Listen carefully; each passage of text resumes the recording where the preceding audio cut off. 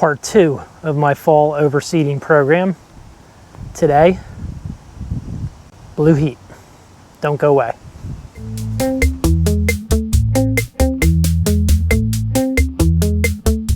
Hey team, welcome back to Lawn Journeys.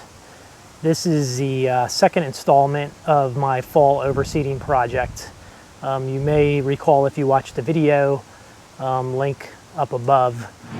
I did my initial dethatch job with the SunJoe dethatch Scarifier. Thing worked tremendously. I was very happy with it. Check that video out. I'm going to be using it again today, but I'm going to be using the Scarifier blade, which is the second part of my fall overseeding program. I'm basically going to be scarifying in place of going out and renting an aerator. I have done that many times in the past. I think I even had it aerated by a landscaper once. I used to split it with a neighbor. It's a big bulky machine. It's a pain in the you-know-what. I don't think it's absolutely necessary. I cut my lawn short last week. I thatched it with the SunJoe, and you guys got to check that video out. The thing did a great job. Very happy with it. So my plan today is to hit it with the Scarifier, which is going to basically lay some channels into the lawn. It'll open it up, increase the seed to soil contact. I'm then going to overcut my lawn at a very low setting to try to get any other remaining debris up and anything that the Scarifier pulls up. I'll be following that with an application of GCI Turf Services Blue Heat, which is a KBG mix. I'm going to list the cultivars on the screen. This particular KBG is being marketed as ideal for cutting low, better heat resistance, disease resistance. Nothing is foolproof, and Pete from GCI will tell you that in his videos. He's like, there's never a guarantee. You never know what's going to happen. I am a Bluegrass fan. I'm in New Jersey. There are some other varieties of grass that may do a little better in the summer heat here, but I am irrigated. So what I'm trying to do is just introduce a better cultivar to my property. I fully understand with overseeding, even if you get 90% germination, you know, maybe you're going to transform 15 to 20% of your turf. So it's not going to happen overnight. And I have overseeded before. I've used different Scott's branded KBG. I've done a couple mixes with shade varieties. So I kind of have a salad bowl going here, but I kind of wanted to introduce a better seed and just kind of see what happens. So we'll follow it into next spring and this fall, of course, and we'll see what happens. So my plan is today to run the Scarifier, cut low and bag, seed. Well, I will be irrigating 3 times a day with my irrigation system, probably for the next couple weeks. I want to keep it moist. That is the trick. I have a park strip out front that's kind of suffered again. That I'll be top dressing with peat moss to retain the moisture, because that needs a lot more work. The rest of my lawn looks pretty good.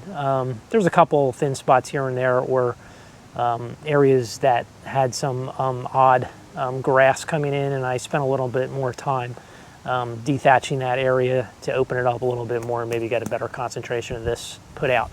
I will be overseeding at the recommended rate of 2 pounds per 1,000 square feet. And actually, based on this bag and my 8,700 square feet, I'll probably actually be putting it at about 2.5 pounds. So let's get on with it. I'm going to Scarify. I'll show you the results, let you see how the SunJoe works in that mode, and we'll get this stuff put out. And if you haven't already done it, consider subscribing to the channel, ring the bell, get notified, and watch my progress. I would also be interested to know if there were any other viewers who have used this particular GCI Turf Services Blue Heat blend in the Northeast, and what kind of success you've had. I will add that this seed, although I didn't buy it from Yard Mastery, I am an affiliate. It is now available on Yard Mastery. So there is a link below in the description. If you want to go check it out, it'll take you directly to the seed and you can read more information on it. Okay, so let's break out the SunJoe and get rocking and rolling.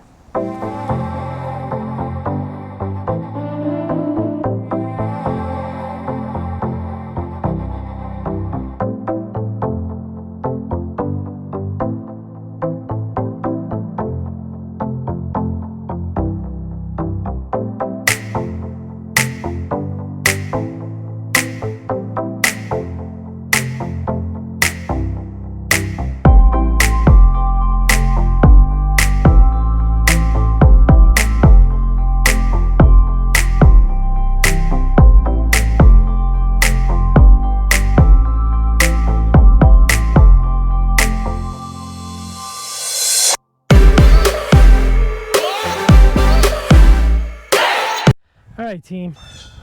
SunJoe just finished the scarifying operation. Pulled up quite a bit of thatch, probably the grass too.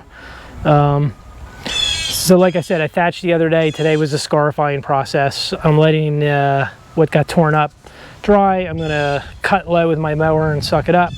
And then we're gonna be moving on to the GCI Turf Services Blue Heat seeding operation. So good deal. I'm happy with the SunJoe. Would I recommend it? I think it's great for a homeowner. It's easier to schedule and do your own thing, not have to work around a landscaper or go rent some equipment where you may or may not have a truck, or you may or may not be able to rent it. The damn Blue Jay is squawking again.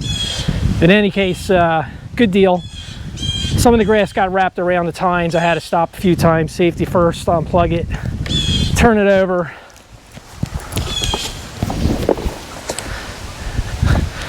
Turn it over. And as you can see, it got wrapped up here. But, you know, good deal. It didn't get wrapped up like that with the thatcher, but this is more of an auger. So it tears and things wrap. And you could tell when it got bogged down a little bit. So that's when I stopped it, unplugged it, cleared it, and you know, I did my whole 8,700 square feet scarified in probably an hour and 15 minutes. Now we're gonna cut, we're gonna hit the seed. I'll be back in a minute. All right, guys. A lot of work went on here today. I scarified, double cut. I got more bags of thatch. That's from the Scarifier. It's all nasty thatch again. I'm working like a dog out here today. Working like a dog, I'm telling you. All right. So what I'm gonna do now is I'm gonna do my 3,300 square feet zone at 2 pounds per 1,000. So I'm gonna weigh out 6 pounds of grass seed. Let's pour this in. I have my spreader closed. Let's take a look at this GCI Blue Heat. The goodness. This is the goodness. Now the trick is to spread it out there over my 3,300 without depleting it too quickly. So I'm going to eyeball it. We'll be back in a minute.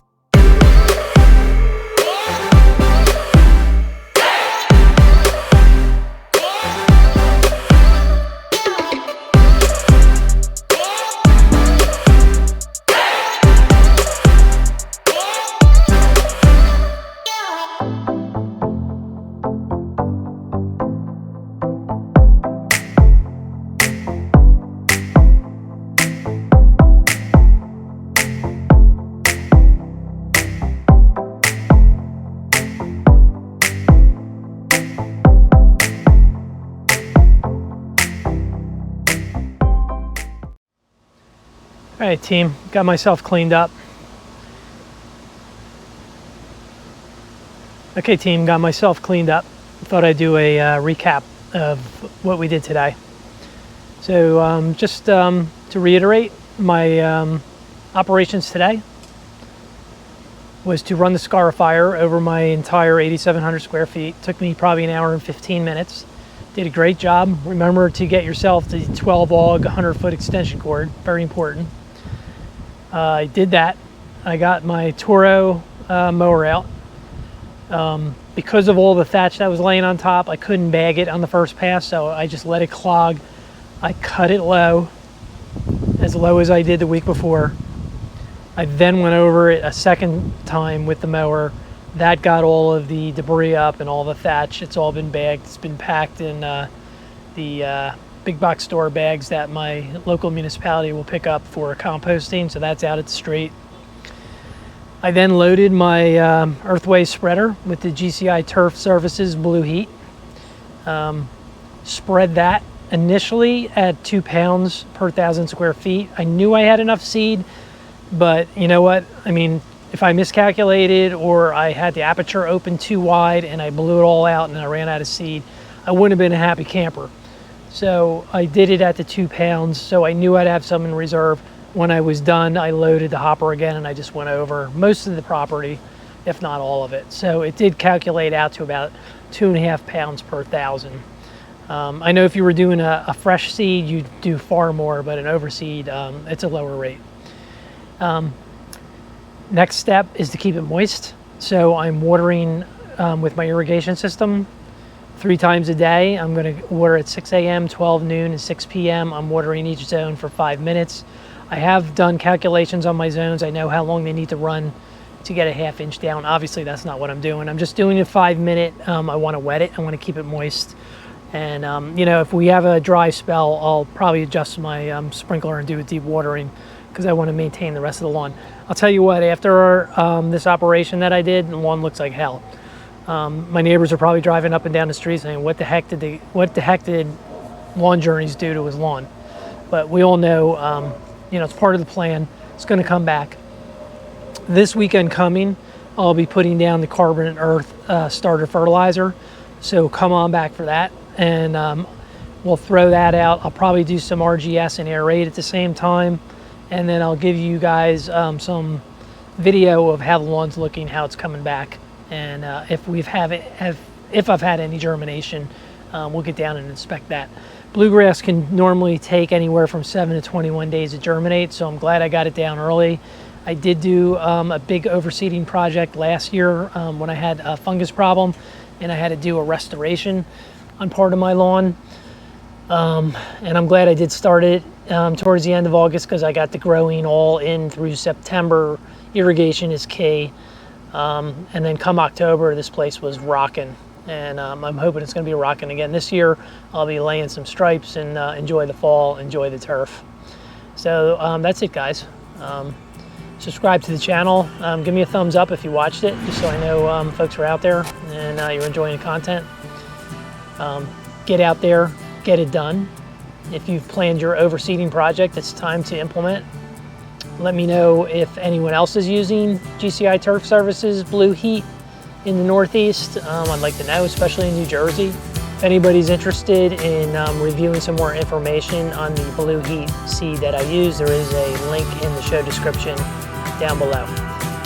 I'll see you next week. We'll give you guys an update, and I hope you guys are getting your renovations or overseedings underway. Get out there and get it done, and thanks for watching Lawn Journeys.